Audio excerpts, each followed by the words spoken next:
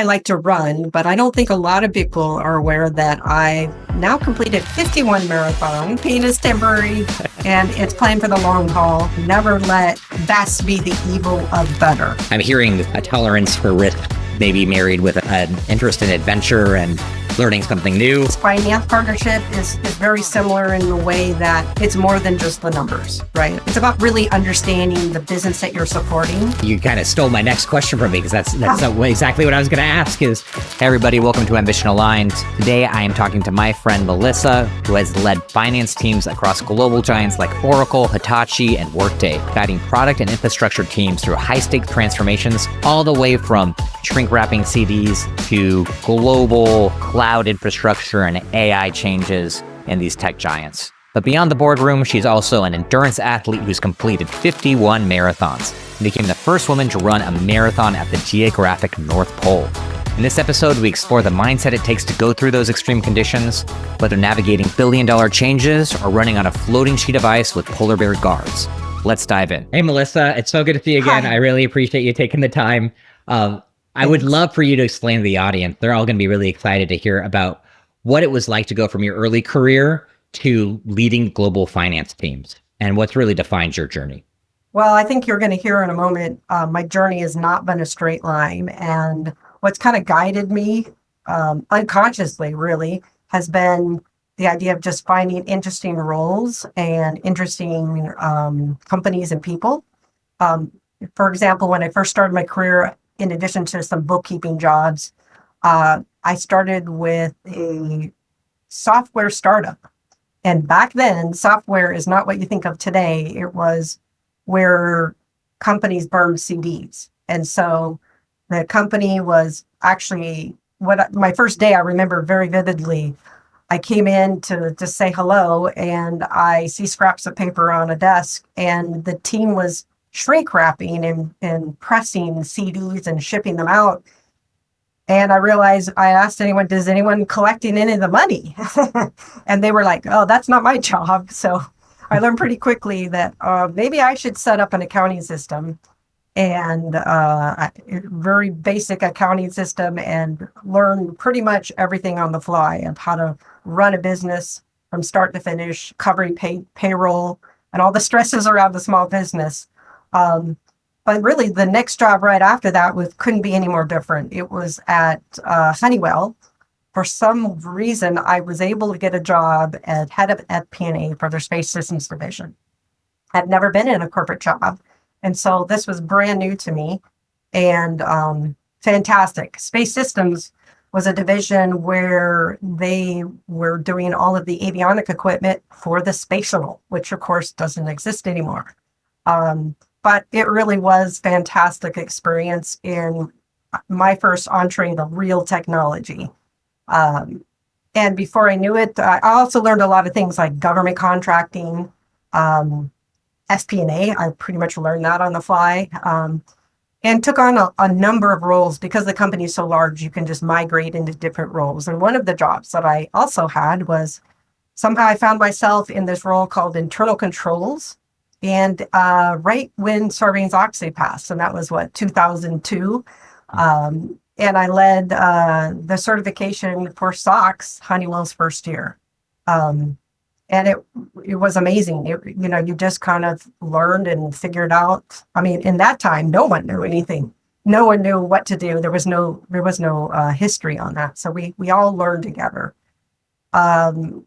Took a number of different roles, but then kept in touch with a lot of leadership and management, and went to a company called Freescale Semiconductor, which was a spin-off of Motorola. They got rid of their semiconductor business. And so it was like a multi-billion-dollar startup because they had to be on their own and develop their own processes. And I was in what they call a financial controller, which was like FP&A at that time. And that's a crazy business, high volume, low margins, knew nothing about semiconductors.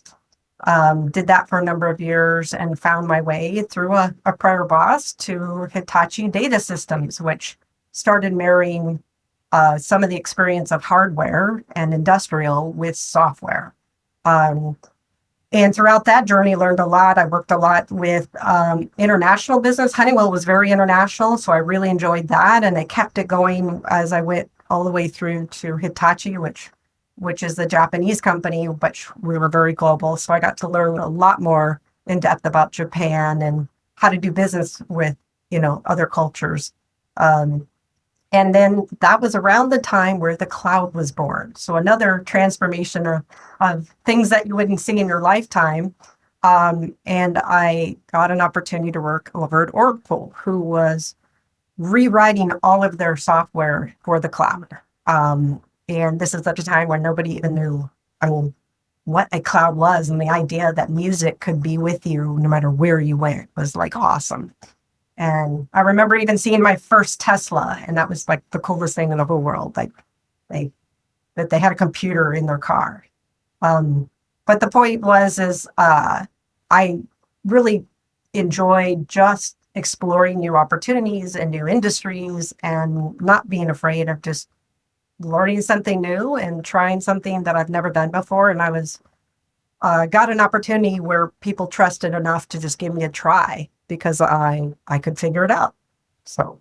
Well, I love the story, and it's an amazing arc there of going from shrink wrapping CDs, where I was in music, I was in a recording studio, was my first business. So, so I knew that very well, to cloud music, where we've gotten consumption based, and now the AI revolution, and you've kind of seen it all. You've seen it from beginning to now, which is just fascinating and amazing. And I'm sure there's so many surprises along the way. And I think something that I already appreciate about you is the figuring it out. Like, I meet so many young professionals or even mid-career professionals who are scared to make a next step because they don't know enough, or they're worried they're going to lose their job, or all of that. And I'm hearing a tolerance for risk, maybe married with an interest in adventure and learning something new and willing to take on that risk, which really benefited you throughout your career and everyone can learn from. So I'm curious, though, you have so many surprising steps there.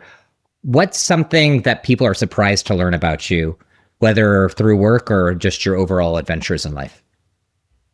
Well, I think a number of people don't really know. They know I like to run, but I don't think a lot of people are aware that I've now completed 51 marathons.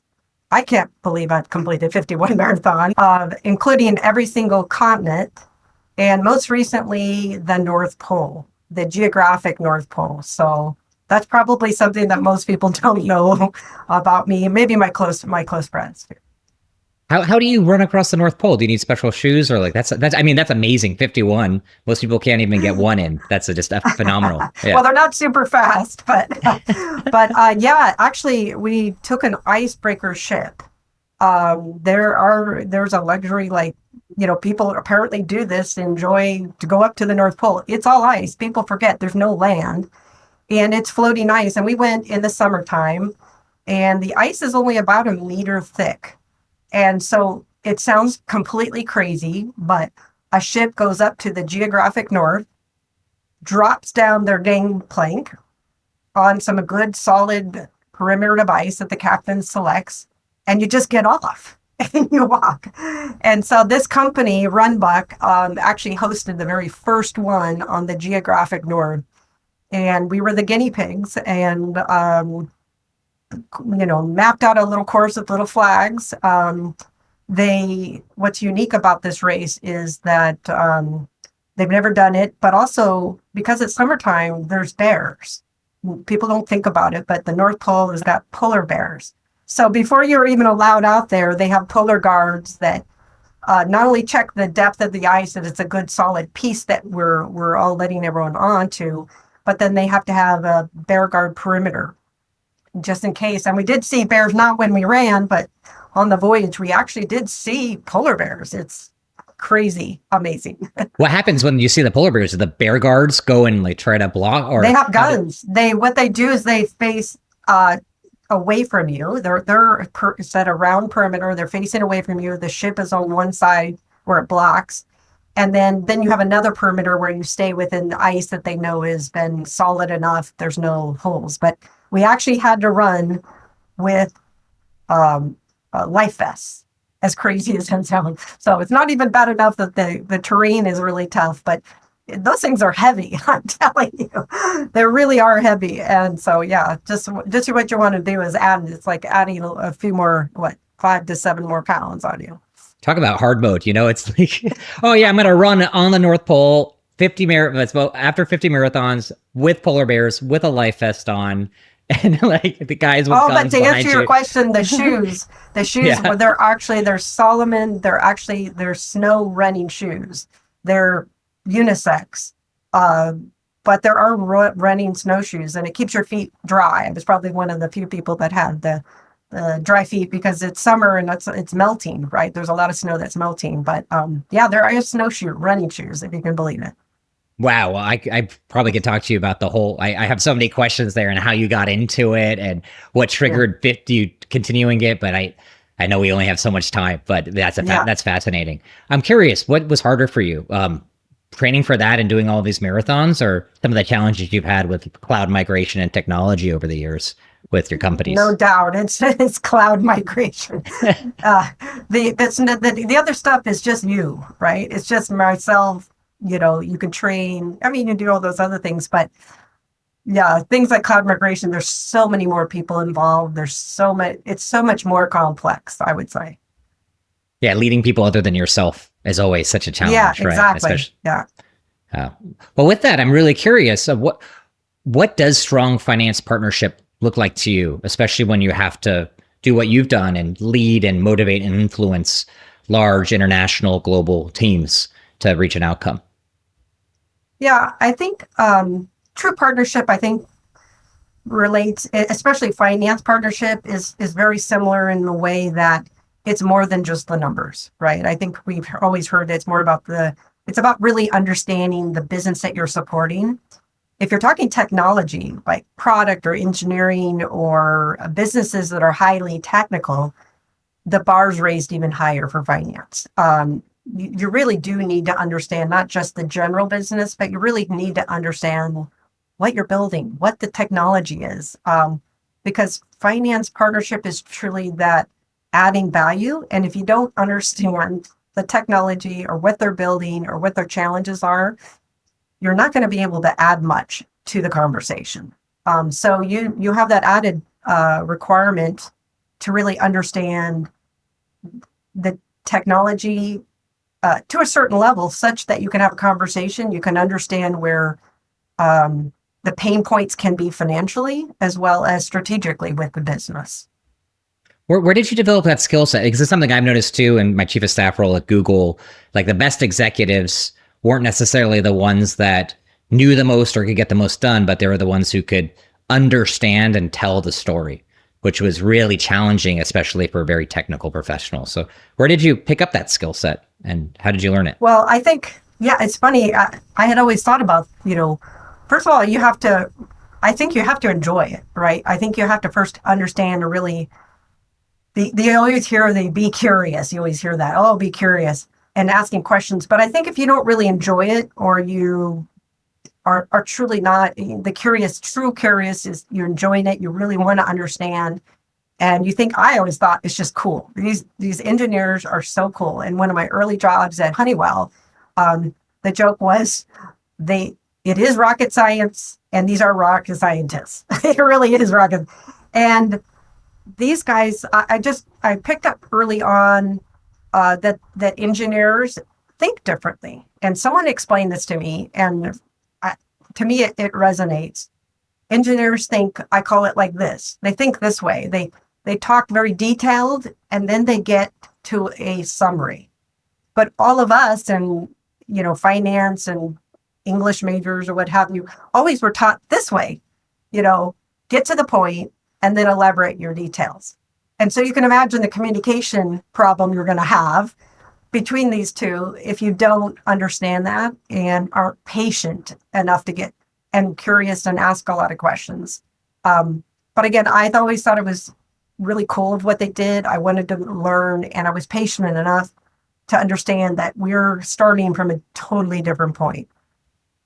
So it sounds like, and I want to make sure I got this right, it sounds like you kind of figured it out on the job, but you've learned that there's two very different communication styles, and you were eager enough to realize that, and then also curious enough to learn the other perspective and then bridge it.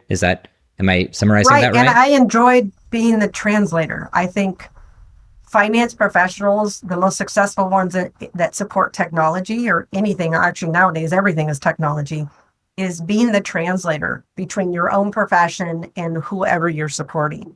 Being able to boil down the concerns and issues from your profession to a technical person, and being that, I call it translator, being able to speak both languages. And it's just practice, right? And being aware of the communication difference.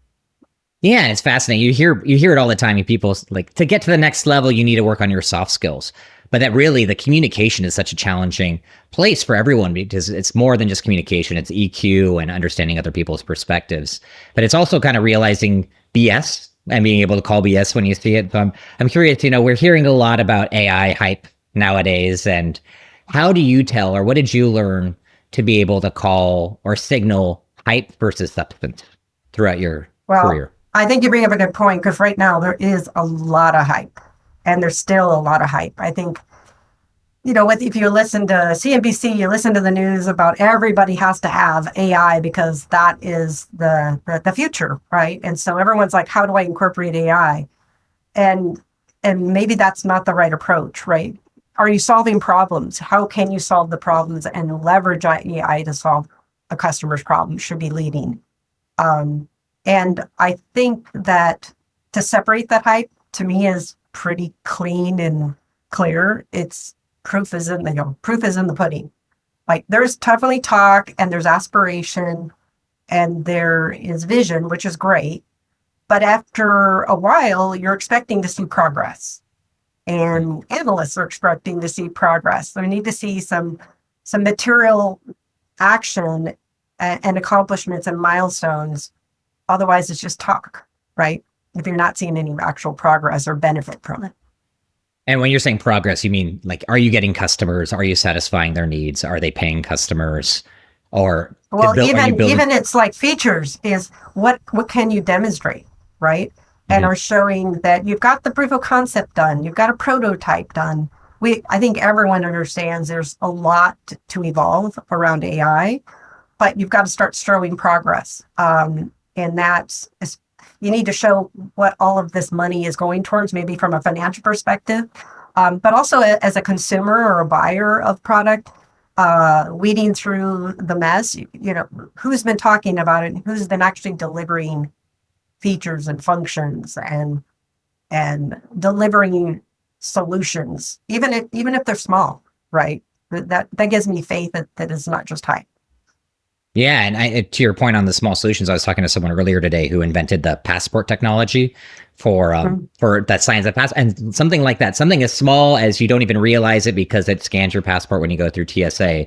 It's such a huge impact, but you actually have to have something there and that works. It's not enough just to have the vision. And you're seeing a lot of that, like right. Devin.ai, please give me $100 million, right? Like, well, what do you do? Yeah. So I think figuring out that substance is really important. And what would you say, like, for other CFOs, what should they do, or maybe product finance leaders, to prepare for this AI integration at scale, or even when they're thinking through acquisitions or building in-house AI technologies? How would you think about that, or what kind of advice would you offer? Yeah, I mean, I've thought a lot about that. I think there's two things. One is just the obvious, like, get yourself educated, right? You can't even, I mean, it's changing every day. So if we don't keep up and try to continue to keep yourself educated about the topic and what is needed, you're already at a deficit. The second is, to me, AI is going to be all about the data. Once you automate all of these manual processes and getting data together and eliminate a lot of the manual work, it boils down to data. All of this thing is learning on data. So at the end of the day, your data first needs, I kind of thinking about, something catchy like, 3 C's. One is making sure that your data is clean. Most companies' data, I don't care what size you are, the data is garbage, right? It's inconsistent. So that's the other thing, is making sure all of your data is consistent, it's clean, and it's consolidated. And that could be, you know, a lot of smaller companies, but not just small companies, data is in spreadsheets. So that's what I mean by consolidate. Put it all together and be consistent, even if the data is not as perfectly clean. It's better to be consistent. You can always work with that, fix it, and continue to clean, because clean is not a thing you do once. So I'm a believer of making sure that you are all around your data, getting that cleaned up. It's going to benefit you, AI or not. It's a big need for any way of being efficient in our business. So educate yourself and really get your data up to speed, because it's going to help on any kind of transition to anything, any system better.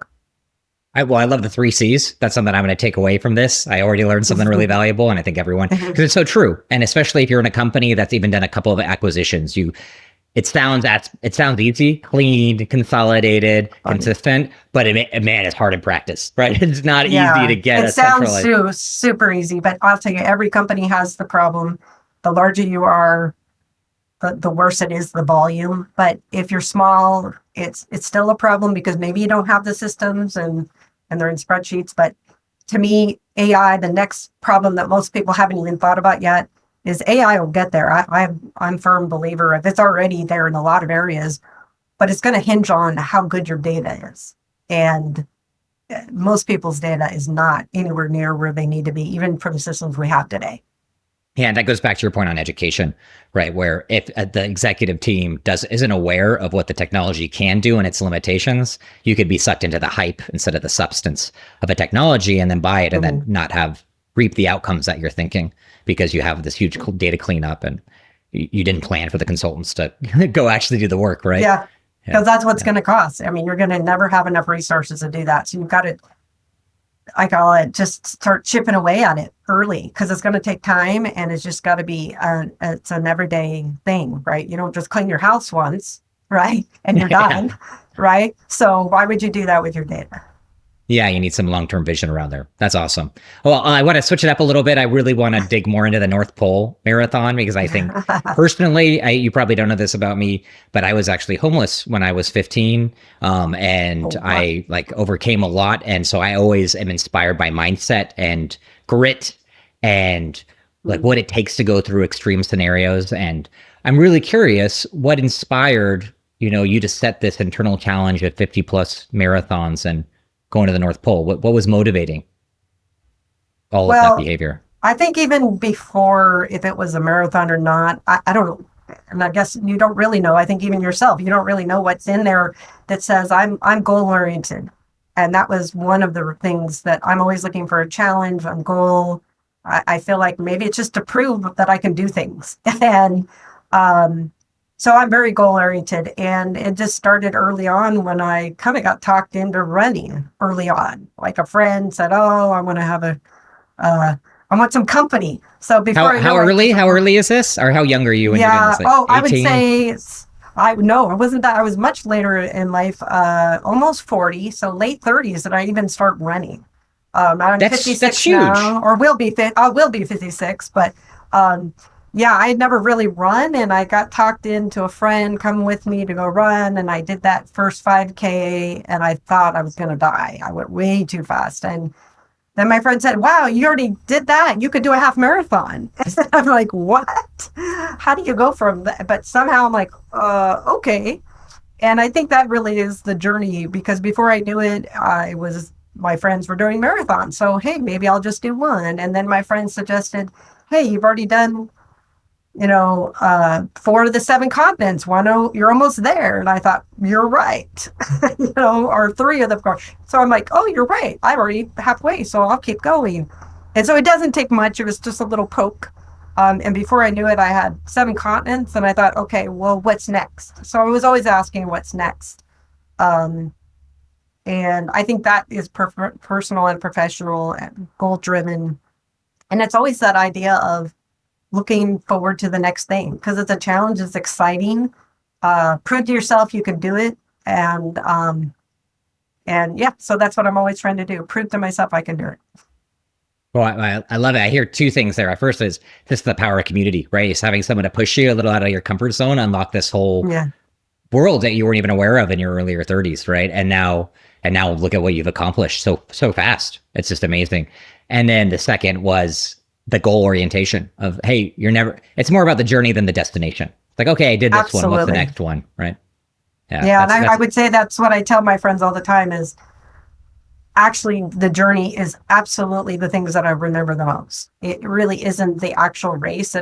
It's I feel like I've already done it, right? And of course all of these things, none of these, just like in business, none of these I'm doing on my own.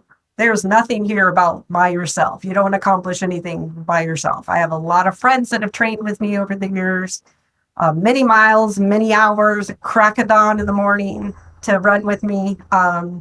And family and friends. So you don't do anything alone. You definitely need the help. And it's no different in business. You're not doing anything by yourself, really. what says, what else did you learn from this experience on discomfort or resilience or mental discipline? And are there any parallels you drive it to leadership other than the fact that you're all in it together? Yeah, absolutely. The first is nothing's done alone, right? I think the other thing is it's an old adage about you are stronger than you think, right? And I think you've experienced that yourself. You are stronger than you think. You can do things, you can dig deeper than you ever thought you could. And you just need to be stretched. And actually stretch is really good and healthy. You stretch and then you can stretch a little more. And a big part of that is, they always say pain is temporary. And the same thing with a migration. Pain is temporary and it's planned for the long haul. And the more you do it, the more you exercise it, the more you plan, it's not as painful, right? Or it's coming. Maybe it's because it's how quickly it's going to get over, but you're going to reap the rewards and the benefits that'll go much longer. So, Yeah. Wow. So it sounds like the discipline and being able to be resilient and know that pain is temporary. Like much of that mindset also translated well to business, when I'm sure I've been in it too, where you have a system implementation that takes 3 years longer than the 1 year plan date, but hey, it's temporary, right? We can still get through this. We can still push through. And you need a leader like that at the helm, right? Did you notice any change in yourself after like you started doing the marathons and the way you leaded, but from before? Yeah, I think I think your personal and your work life, I think they intertwine. And one I would say confidence about taking a risk. It's a snowball effect, right? Even if it's small risk when you're young in your career, you take a risk or you ask for that raise or you ask for that role that you don't have any experience to have justified you to be in that job. And it pans out. Some do, some don't. And then you do it. You said, wow, I figured it out. I had no problem. I learned how to do it. And it starts diminishing the imposter syndrome, right? Like, oh my gosh, I'm here. I don't know what I'm doing.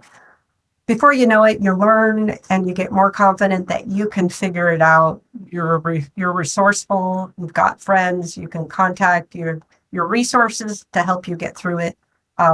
So I would say, in a nutshell, confidence to go beyond and do really tough things, and it does play right into work. I absolutely. You could say, "Go, it's not like running a marathon today.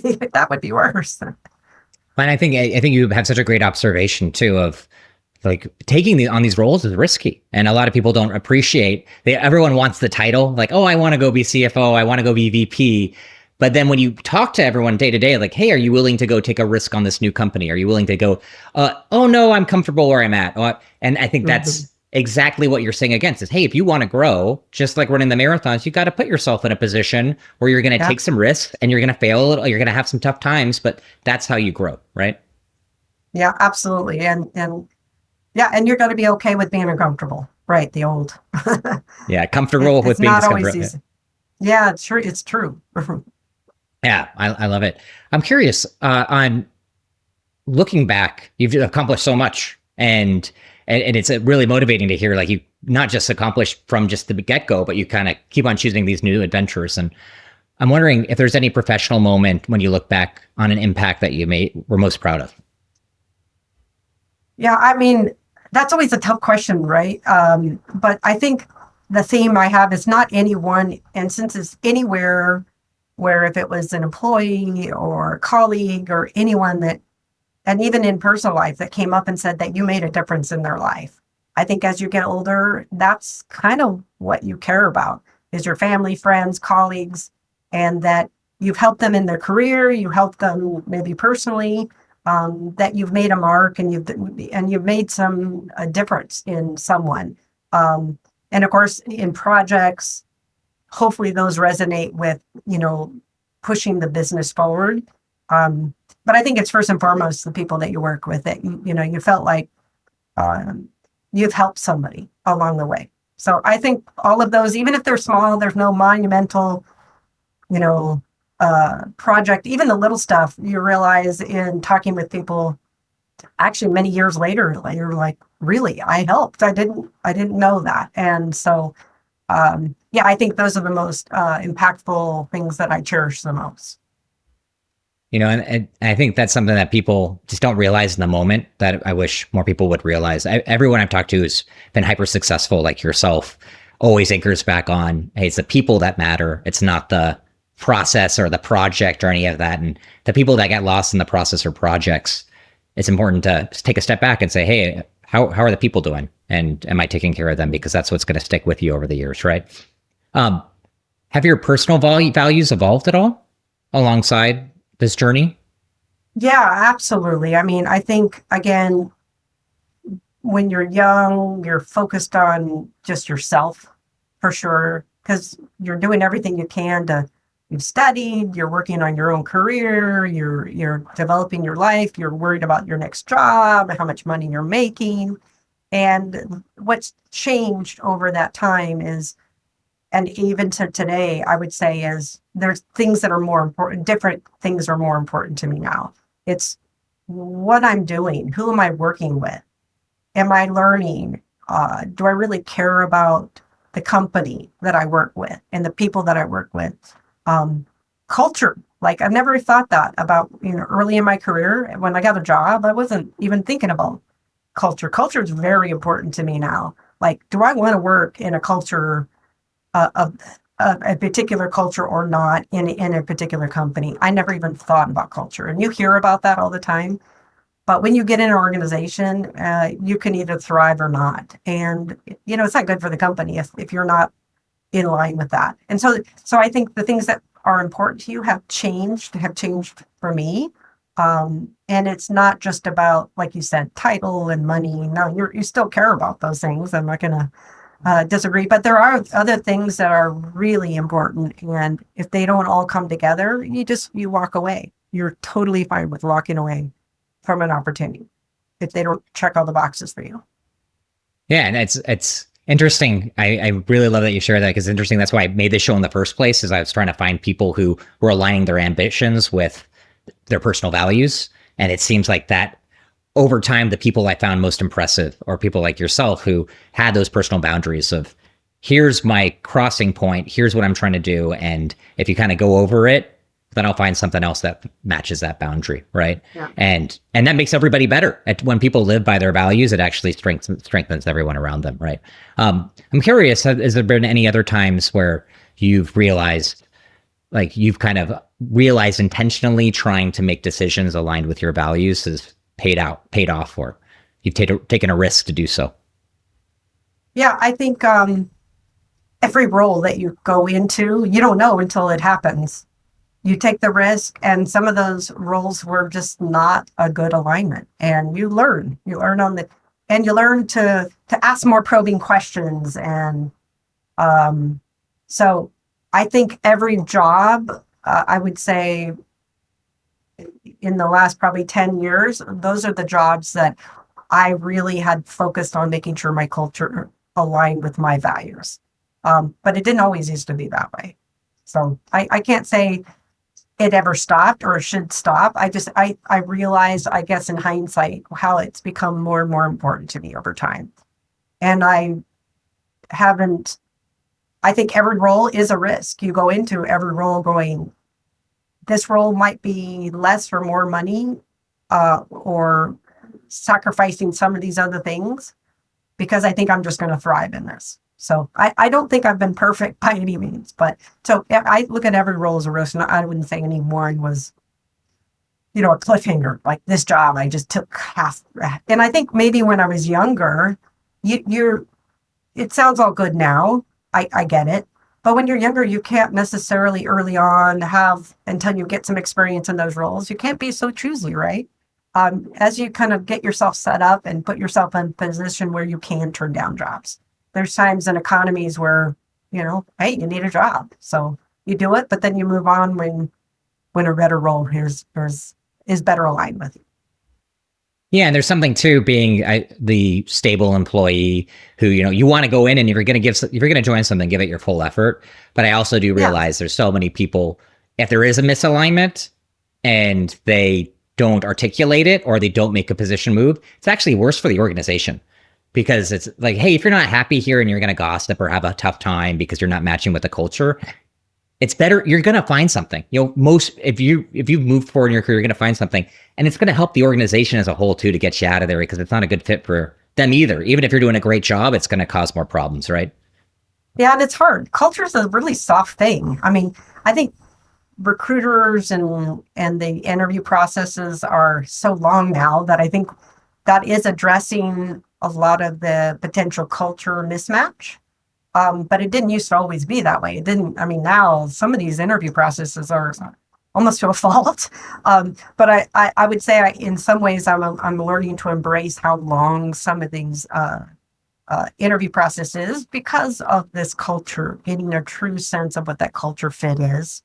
So, I guess time will tell how successful, but there is a fine line between what the company says their culture is to what they really are. That's there's an aspirational culture and then there's the real culture. And I think that's the tough part is doing your homework about maybe finding people that are in that company such that you can really get the true scoop. Yeah, and then in a company, even at different PAs or product areas could have different cultures, different teams could have different, you really have, so, and something that stuck with me is I met a person who used to be a senior director at PwC who joined Google and then quit after 1 month. And he was like, it's not a fit for me. I'm going to find, and I remember respecting that person that they were able to figure that out once they got in and took that risk to step out right away. And I remember that leaving a lasting impression of, so there's something to it, right? Of sometimes you're just not going to know and it's better to figure it out sooner rather than later. Really helpful advice. I'm curious, what would you recommend to any rising finance leader right now? What would be your biggest piece of advice or takeaway in this season, especially around transformation and all these new technologies and the economic and political uncertainty? Yeah, I think, I think I've heard a number of analysts and stuff that I've talked with that they're just worried, like just in general, worried about everything. And I think I maybe over the years, but having a career over many years where, ebbs and flows, you've been laid off and we've all been laid off. And you just have to be comfortable with transition and change.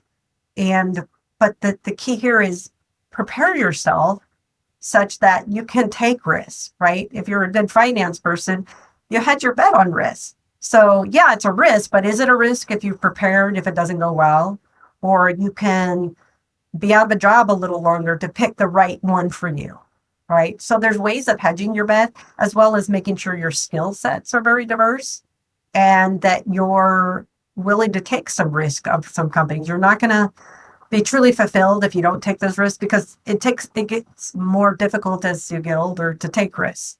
If you have a family and you haven't been able to do some of the things that you need to do in obligations as you get older. But the key here is hedge your bet on risks, so you can be in a position of taking risks and to be in a position where you can be choosy.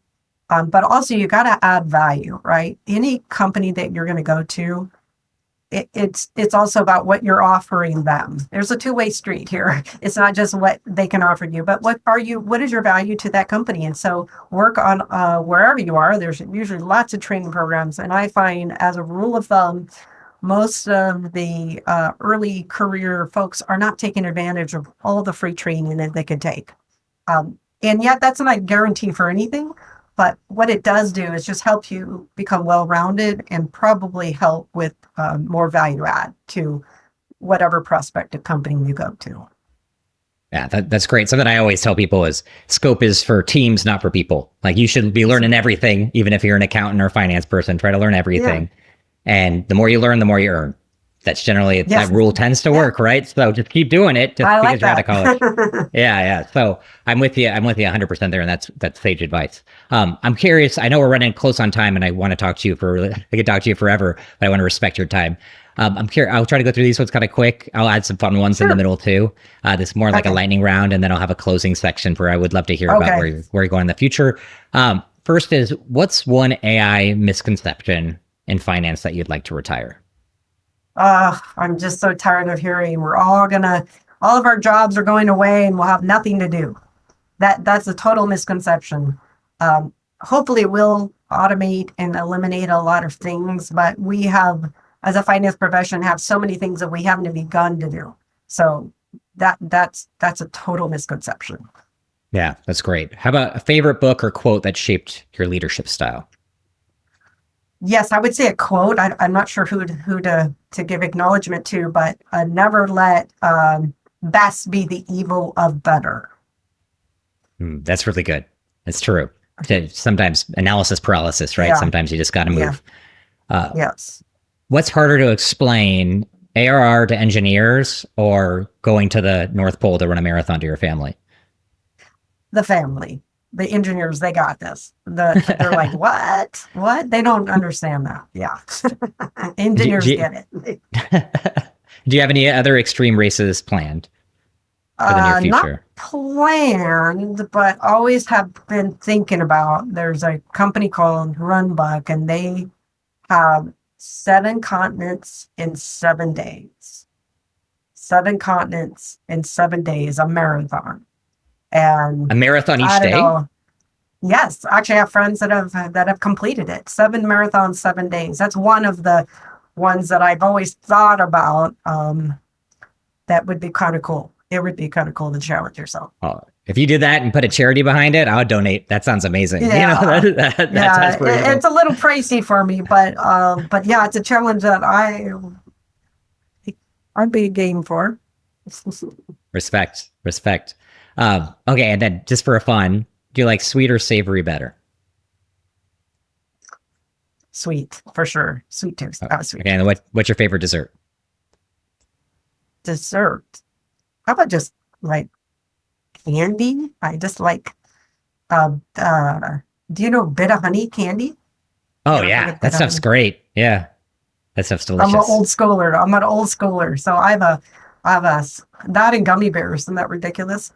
It's not at all. It's just the sugar. It's my 5-year-old daughter's like, that's all she wants is like those little lollipops, the dum-dums and the gummy bears. And I eat them sometimes like, man, these are perfect. It's perfect. Exactly what you want. I think it's the idea of just pure sugar is what I'm looking for. Yeah. I love it. So where can people connect with you and learn more about what you're doing? LinkedIn. I think it's a great tool. Just Melissa Colander. I don't know that there's that many. And I think you'll know it's me because I posted about my North Pole Marathon, so you'll see it. Great. I'll put your link attached to the show. And then what's your plan? What's up next for you, Melissa? What are you trying to accomplish next, and what's on the horizon? Well, I'm looking for the next CFO opportunity. And again, a lot of the things that we talked about today is making sure that I find the right culture fit. We're excited about the product and people, and something that's going to challenge me and fulfill me for my next role. And if it hits those boxes, I'm there. Well, any organization is going to be lucky to have you, and any team that you go lead, that's going to be exciting for them. So best of luck on your search. And maybe for a final word, what would you say to a finance leader who's overwhelmed by the speed of AI and everything going on and doesn't know where to begin or what to do right now? What's a piece of encouraging advice you could give them as a takeaway? Well, I would say, I think most of the time that they're feeling overwhelmed because they feel like they're behind. And I would say, don't feel behind at all. I think, sure, all the engineers are way ahead of us, no doubt. But I would say all of the finance professionals, we're all about the same place. It's okay. You're not behind, but time is now to get on board and start learning. And there's so many free classes. I think Harvard Business Review or Harvard has got some online free classes. I'm actually taking a cybersecurity class there. Doing everything I can to keep up to speed. But there's companies like even Salesforce that's got free courses. So just snatch all those up, learn as much as you can. Don't be intimidated. You're not behind. I think that's usually why they're intimidated. They're thinking, I'm so behind. No, we're all a little behind. So this is the time to get on board. Well, that's great advice, Melissa. I really appreciate you coming on. It was really a pleasure getting to meet you and know you better. And hopefully after you land your next big role, hopefully we can catch up again and touch base and see what's going on. And if you do that 7-continent race or what's up next for the docket. So I appreciate you. Thanks for having me.